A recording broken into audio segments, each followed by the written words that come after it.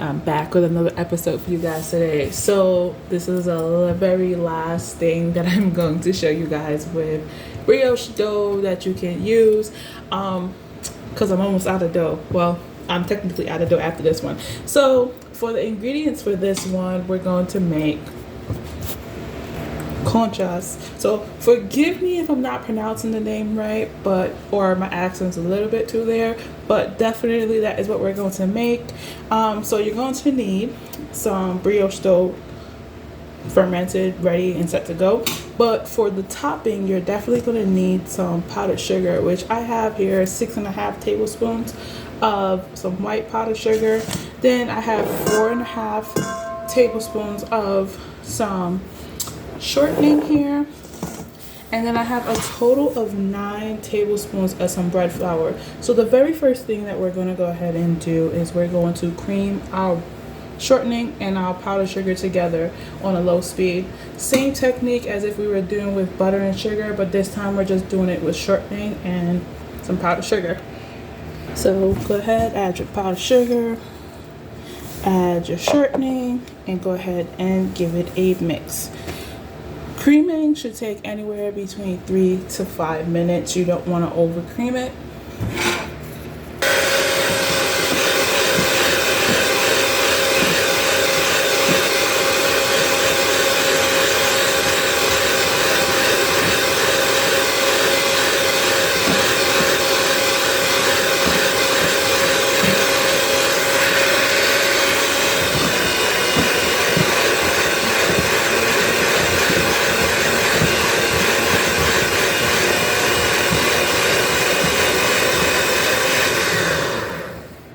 Okay, so once it definitely comes together, you also have to notice that it'll take a little bit of time. So just like I said, start on low and then let it come and form in together, and then you'll get this cream base. So what you're going to do now is scrape down the bowls to make sure that all the powdered sugar is fully incorporated.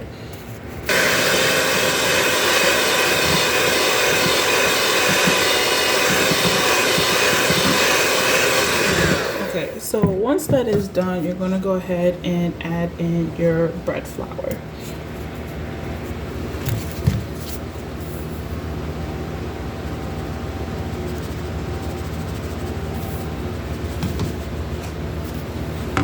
And just the same way, we're going to go ahead and start on low speed and then let it all combine together. Okay, so I started adding in the food coloring a little bit once it started coming together. You definitely can do that, but as you can see, it started to come together. So you can just go ahead and mix it in the bowl and make it into a dough, like how I'm doing.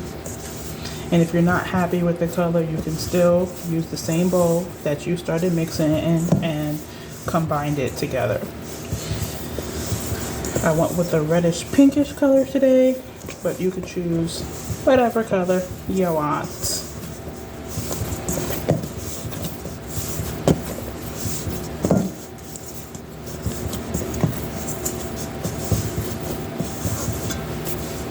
Okay, so once you reach your desired color and it's nice and smooth like this, you're definitely going to cover it in some plastic wrap and let it chill in the fridge. Now, if you didn't make your dough, you would definitely go ahead and make your dough while that is chilling. It gives it enough time, but you're just going to have to go with the process. If you did make your dough, you would go ahead and scale it out again to 680 grams. So gather a sheet tray and line it with some parchment paper and lightly spray it. So now we're going to work on our dough. So go ahead, start off at 680 grams first from your dough, which you should have that left over.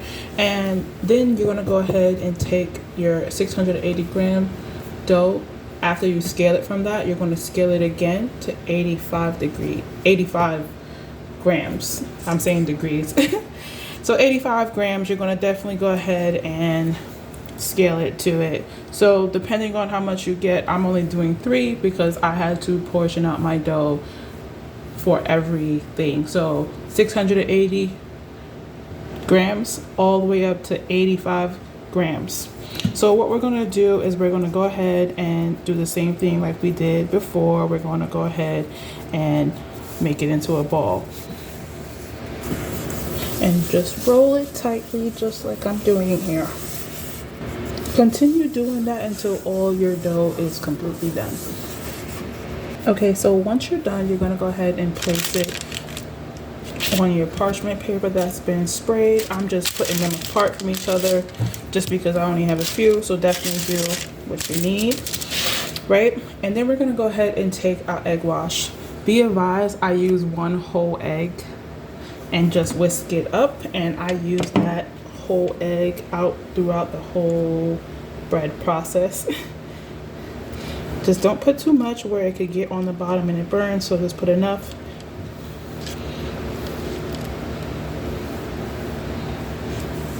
And when you're not using your egg wash, you definitely want to just put it back in the fridge until you are ready to use it.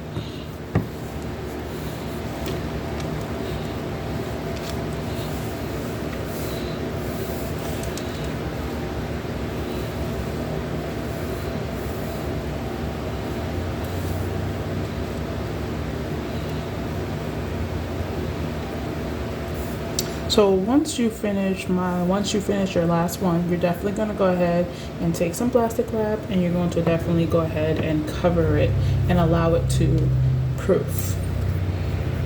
So what you want to do is go ahead and take out the dough that we made, the topping, and we're going to go ahead and scale that for 20 grams. You can use parchment paper for this. You could definitely use plastic wrap if you want, and what you're going to do is take your 20 grams and you're going to go ahead and roll it out into a flattened disc. Now keep in mind our dough is still proofing a little bit. We don't want it to proof too much until we add this topping. So I want to show you that I'm not rolling it out too much, but this is a good amount. I want to roll it a little bit smaller from the dough. So this is what I'm going for right here. Okay, so once that is done, you want to go ahead and pull off the plastic wrap. You're going to go ahead and use the plastic wrap again, so just put it aside or grab your new one, because sometimes plastic wrap, can get crumbly while you're working on it. So it should still have that sticky substance from the egg wash that we had. So if you need to go ahead and add a little bit more, you would. Okay, so once you do that, if you need to put the extra egg wash, what you're going to do is go ahead and gently take your toppings and you're going to go ahead and place it on the top, and it should be able to stick. So what's going to happen is you're going to start to see that it starts to fall down a little bit on the sides, and that is what we want. So you don't want to do it too much where it's all the way down here on the bottom. You just want to do it just a little bit. So as you can see, I'm pressing it to show you. You could do a little bit more if you want, but this is perfect.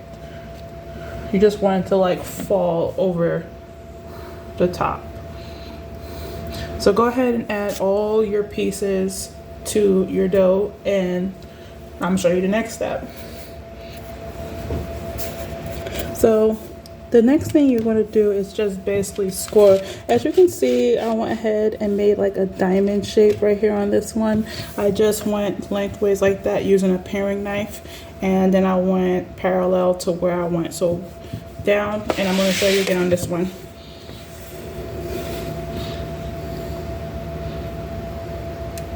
I'm not cutting in too deep. I'm just doing it where it's enough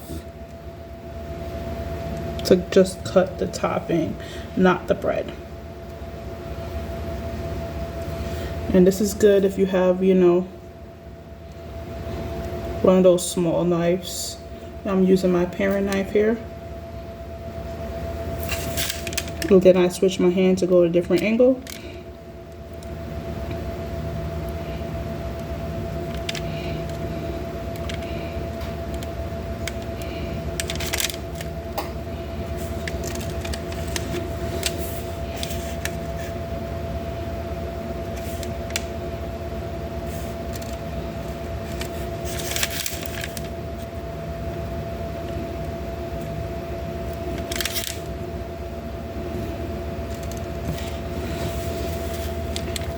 You have to switch over.